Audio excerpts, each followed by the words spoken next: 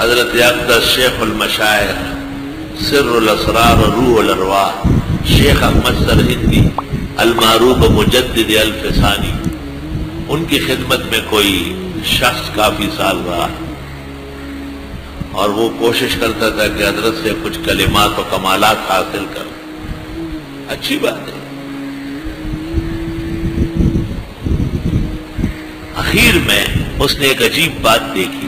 مجدد صاحب پڑھاتے تھے، درس دیتے تھے، مدرس بہت اعلیٰ قسم کے، طالب علم جمع ہو جاتے تھے. طلباء سے پوچھتے تھے کہ آج دوپہر کو کیا کھانا ہے. وہ جس چیز کا نام لے لیتے تھے کہتے اچھا جاؤ دیگ رکھا ہوا ہے نا، اس کا منہ اس میں پانی بھرو.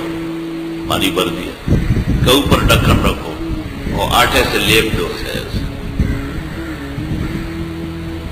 درس دیتے تھے. جب 12 ساڑھے 12 بج جاتے تھے تو اس زمانے میں یہ دستور تھا درس کے بعد دعا ہوتی تھی. دعائے خیر کر کے اور پھر جا کے وہ طالب علموں سے کہ دیکھو بھائی دیگ میں کوئی چیز ہے، تو وہ ڈھکن کھول کے جی حضرت پلاؤ پک چکا ہے، کہ کھایا. بسم اللہ.